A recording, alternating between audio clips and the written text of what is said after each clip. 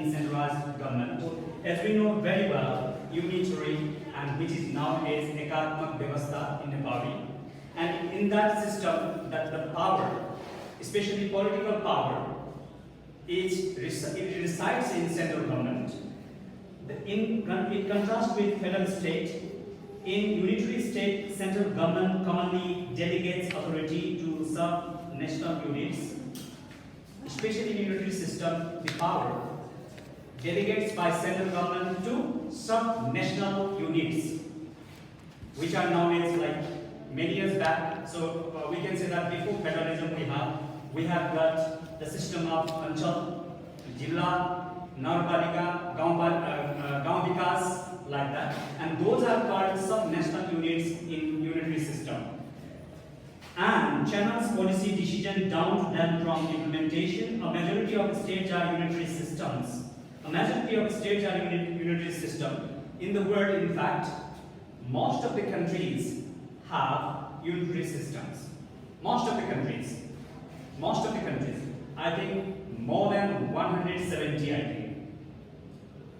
They vary greatly, and Great Britain, for example, decentralized the power in practice, though not in the constitution principle. As I have to give you with the reference to the UK is an example of unitary system, but it has got federal characteristics. So as we know, federal system, in federalism, the power, rights and responsibilities, resources and so on things are, what we say that proportionally divided, proportionally distributed. So, but even though there is unitary system in the UK, we can see federal qualities. Okay, Great Britain, for example, decentralizes the power in practice, though not in the constitutional principle. Other grant varying degrees of autonomy to sub-national units. In France, the classic example of centralized administrative system. Some members of the local government are appointed by the central government, whereas others are elected. Even though in France we can see unitary system, but the power is decentralized. In the United States, all the states have unitary government with bicameral legislatures, except Nebraska, which has unicameral legislature.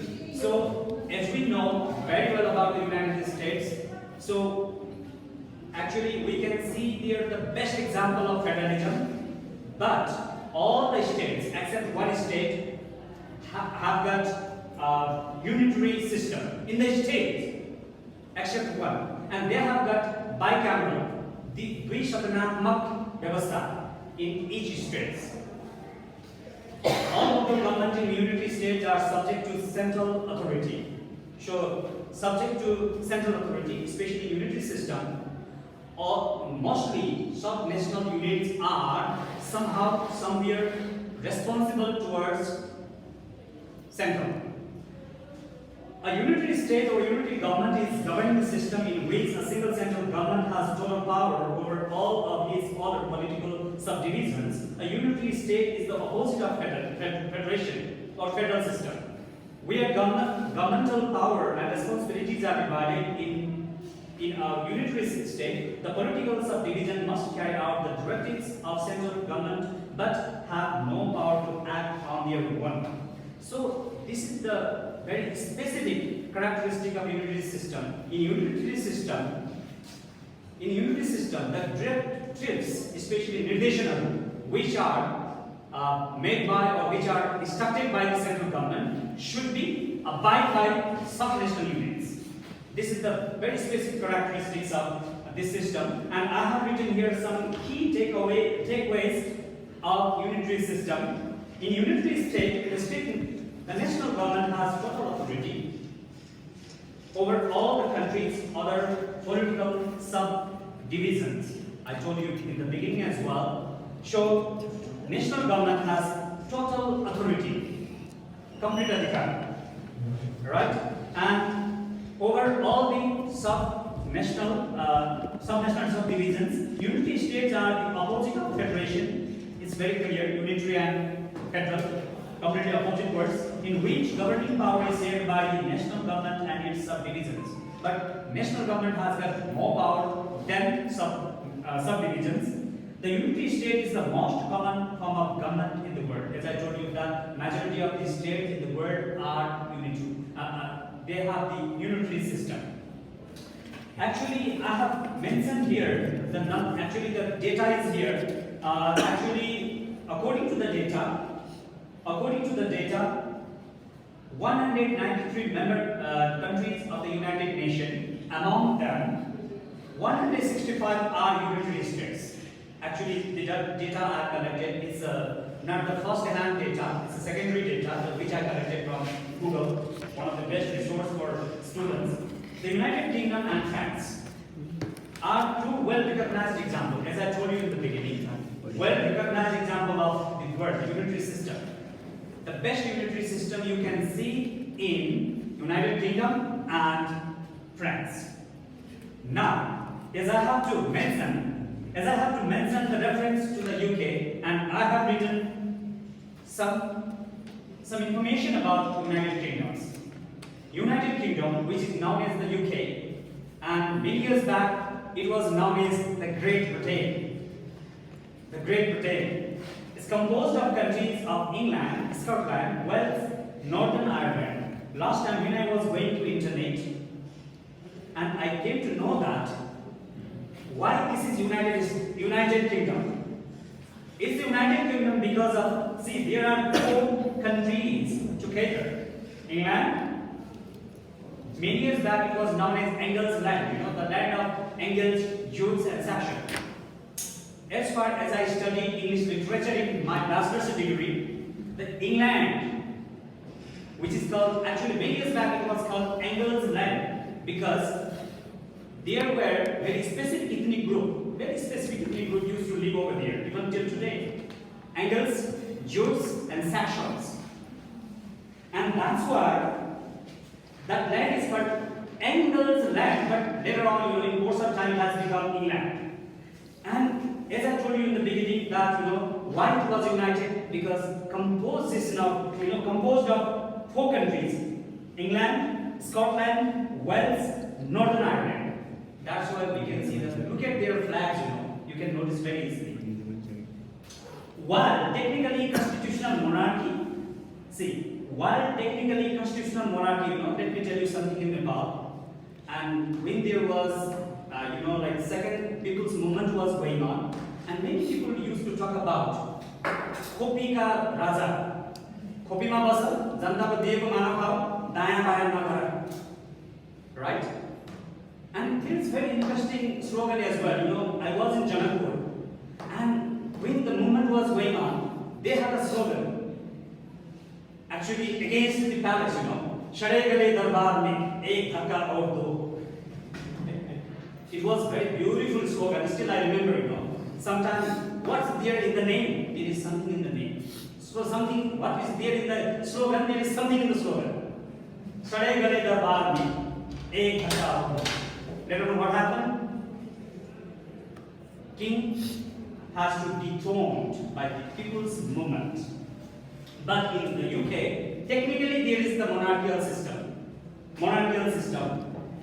Actually, it is constitutional system. Even though they do not have the written constitution, not codified constitution, and their constitution is, or whatever belief, whatever trend they have, is almost guided by the Bible.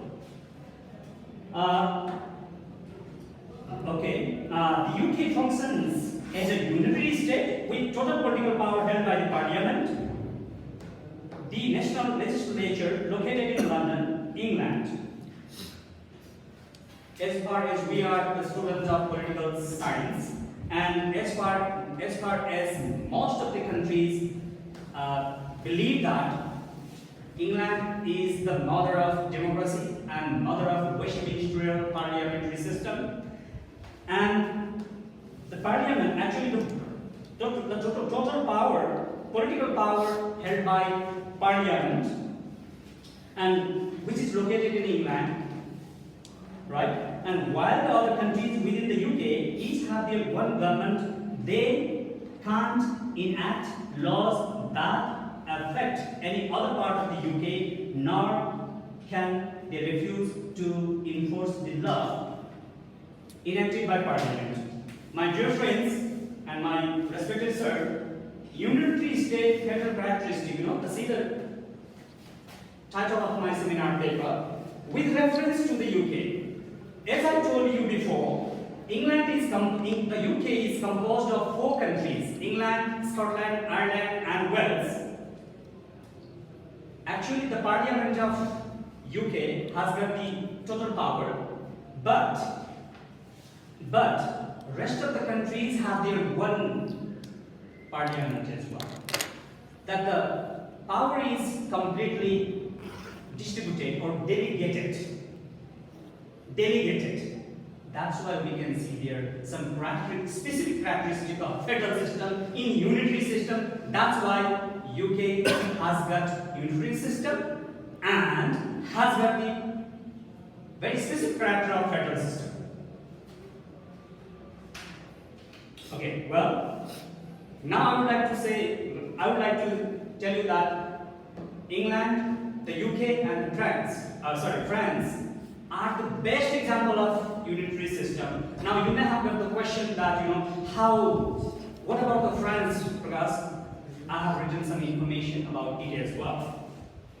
Okay, well, in the Republic of France, the central government exercises the total control over the country's nearly 1,000 total local political subdivisions, which are called departments. Very technical term, departments. Each department is headed by an administrative prefect appointed by the French central government.